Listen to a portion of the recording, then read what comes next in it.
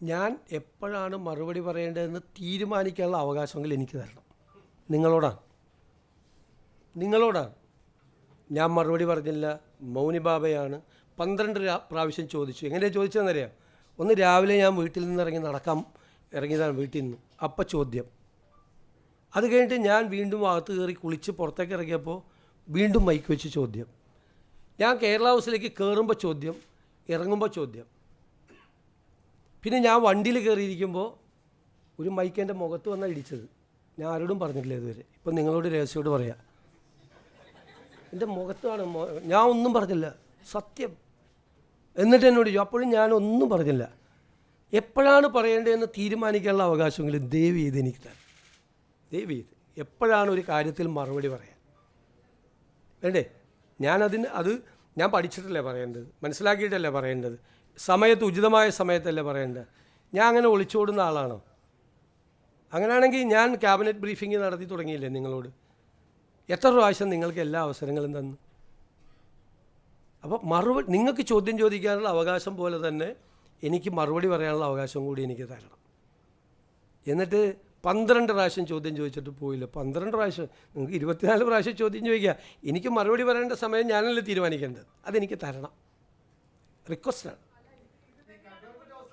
അല്ലല്ല ഇങ്ങനെ അല്ലല്ല. ഞാൻ അങ്ങനെ ആകണമെന്നാണോ നിങ്ങൾ പറയുന്നത്?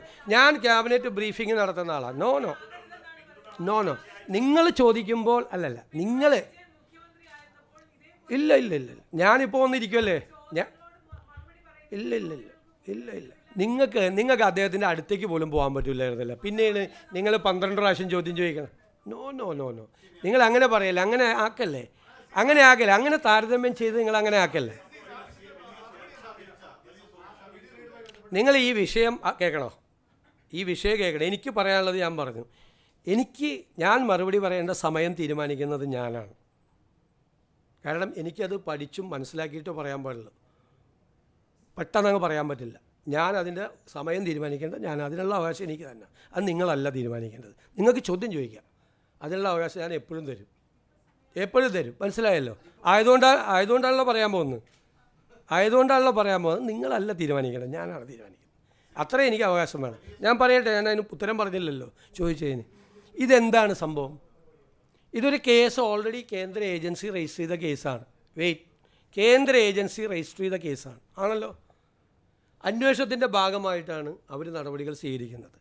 സംസ്ഥാന ഗവൺമെൻറ് ഇതിൻ്റെ അകത്ത് എന്ത് റോളാണുള്ളത്? ഒരു റോളുമില്ല സംസ്ഥാന ഗവൺമെൻറ്. ഞങ്ങളെ അറിയിച്ചിട്ട് പോലുമില്ല, പോലീസിനെ അറിയിച്ചിട്ടില്ല. അവരവിടെ നിന്ന് പിരിഞ്ഞു പോകാൻ നേരത്ത് പോലീസിനെ അറിയിച്ചിട്ടില്ല. ചെയ്ത എന്താണ്? ആഭ്യന്തര വകുപ്പ് ചെയ്ത് ഞാൻ ആഭ്യന്തരമന്ത്രിയെ പ്രത്യേകമായി അഭിനന്ദിക്കുകയാണ്. അദ്ദേഹമാണ് അവിടെ ആൾക്കൂട്ടം കൂടുന്നത് കണ്ടിട്ട് അവിടെ ഒരു ലോ ആൻഡ് ഓർഡർ സിറ്റുവേഷൻ ഉണ്ടാകരുത് എന്ന് കരുതി അങ്ങനെ ഒരു റെയ്ഡ് നടക്കുന്ന വിവരം ഗവൺമെൻറ്റിനോ പോലീസിനോ അറിയില്ലാതിരുന്നിട്ടും അദ്ദേഹം പോലീസിനെ വിട്ട അദ്ദേഹമാണ്. കുറേ സംഘർഷങ്ങൾ ലഘൂകരിക്കാൻ കഴിഞ്ഞു. ഞാൻ ചോദിക്കട്ടെ, ആ സമീപനം ശരിയാണോ? ഒരു കേസ് അന്വേഷണത്തിൻ്റെ ഭാഗമായിട്ട് വരുന്ന ആളുകളെ, സ്ത്രീകളുള്ള ആളുകളെ ഒരു സംഘം ക്രിമിനലുകളെന്ന് വേണമെങ്കിൽ വിശേഷിപ്പിക്കപ്പെടാവുന്ന ഒരു സംഘം ആക്രമിച്ച കാറ് തല്ലിപ്പൊളിക്കുന്നു, അതിനകത്തുള്ളവരെ മർദ്ദിക്കുന്നു. അത് ക്രമസമാധാന ലംഘനമാണ്, ഒഫൻസാണ്. അത് ഒരു കാരണവശാലും അനുവദിക്കില്ല. ഒരു സെൻട്രൽ ഏജൻസി വന്ന് അവരുടെ അന്വേഷണത്തിൻ്റെ ഭാഗമായി അവിടെ ഇതിൻ്റെ അകത്ത് നടന്നു. ഞങ്ങൾ ഉന്നയിച്ചിട്ടുള്ള ആരോപണം കൂടിയല്ലേ ഇത്? ഞങ്ങൾ കൂടി ഉന്നയിച്ചിട്ടുള്ള ഒരു ആരോപണമാണ്. ആ അന്വേഷണത്തിന് കേന്ദ്ര ഏജൻസിയെക്കുറിച്ച് ഞങ്ങൾക്ക് പരാതി ഉണ്ടായിരുന്നു. 4 കൊല്ലം മുമ്പുണ്ടായ കേസാണ്. ഇതുവരെ ഒന്നും അവർ ചെയ്തിട്ടില്ല. ഈ അധികാരത്തിൽ നിന്ന് LDF ഗവൺമെൻറ് താഴെ ഇറങ്ങുന്നത് വരെ ഒന്നും ചെയ്തില്ല അവർ. പിന്നെ പ്രതിപക്ഷ നേതാവ് അദ്ദേഹം പുറത്തിറങ്ങി വന്നിട്ട് രാഹുൽ ഗാന്ധിയാണ് കുറ്റപ്പെടുത്തിയത്. രാഹുൽ ഗാന്ധിയാണ് റെയ്ഡിന് ആളെ വിട്ടത്. അദ്ദേഹം പ്രധാനമന്ത്രിയെയോ BJP നേതാക്കളെയോ BJP സർക്കാരിനെയോ ആരെയും കുറ്റപ്പെടുത്തിയില്ല, ഒരാളെ കുറ്റപ്പെടുത്തിയില്ല. അദ്ദേഹം കുറ്റം പറയാനുണ്ടായിരുന്നത് രാഹുൽ ഗാന്ധിയാണ്. രാഹുൽ ഗാന്ധി എന്താ ചെയ്തത്? രാഹുൽ ഗാന്ധിക്കെതിരായി കേസ് വന്നപ്പോൾ അന്വേഷിക്കാൻ വന്ന ആളുകളുടെ വാഹനം കോൺഗ്രസ്സുകാരെ വിട്ട് തല്ലിപ്പൊളിക്കുകയാണോ ചെയ്ത്? അല്ല. അദ്ദേഹം 55 മണിക്കൂർ തുടർച്ചയായിരുന്നു, പല പ്രാവശ്യമായിട്ട് തുടർച്ചയായി ആ കേസുമായിട്ട് സഹകരിച്ചു. അത് രാഷ്ട്രീയമായി എടുത്തിരിക്കുന്ന ഒരു കേസാണ് എന്നുള്ളതുകൊണ്ട് ഞങ്ങളതിനെ രാഷ്ട്രീയമായി എതിർത്തു. ഈ കേസ് എടുത്തിരിക്കുന്നത് മുഖ്യമന്ത്രിയുടെ കുടുംബത്തിലെ ഒരു അംഗത്തിനെതിരായി കേസെടുത്തിരിക്കുന്നത് രാഷ്ട്രീയമാണെങ്കിൽ CPM രാഷ്ട്രീയമായി പ്രതിഷേധിക്കാം. ഞാൻ ചോദിക്കട്ടെ, അതിൻ്റെ തലേദിവസമല്ലേ ഈ കേസിലെ ഒരു കക്ഷി കോടതിയിൽ പോയപ്പോൾ കോടതി ആ അന്വേഷണം നിർത്തിവെക്കണം എന്നാവശ്യപ്പെട്ട് കോടതി പോയപ്പോൾ ആ പെറ്റീഷൻ തള്ളി അന്വേഷണം തുടരണമെന്ന് ഏജൻസിയോട് ആവശ്യപ്പെട്ടത്? അപ്പോൾ നിയമപരമായ വഴിയല്ലേ ഇത്? നിയമപരമായ വഴിയല്ലേ അന്വേഷണമുള്ളത്? അപ്പം ഞങ്ങളെങ്ങനെയാണ് ഈ റെയ്ഡ് നടത്തിയതിനെയും ഈ അന്വേഷണം നടക്കുന്നതിനെയും വിമർശിക്കാൻ സ്റ്റേറ്റ് ഗവൺമെൻറ്റിന് എന്താ അധികാരമുള്ളത്? ഞങ്ങൾക്കങ്ങനെ പറയാമോ? ഞങ്ങളങ്ങനെ പറയാൻ പാടില്ലല്ലോ. ഒരു കേന്ദ്ര ഏജൻസി അന്വേഷണം നടക്കുന്ന കേസിൽ, കോടതി അനുവദിച്ച് അന്വേഷണം നടക്കുന്ന കേസിൽ ആ അന്വേഷണം നടത്താൻ പാടില്ല, അന്വേഷണം ഇങ്ങനെ വേണം, അന്വേഷിക്കേണ്ടത് ഇങ്ങനെയാണ് എന്ന് ഞങ്ങൾക്ക് പറയാമോ? ഞങ്ങളതിൻ്റെ കോമ്പീറ്റൻ്റ് അതോറിറ്റി ആണോ?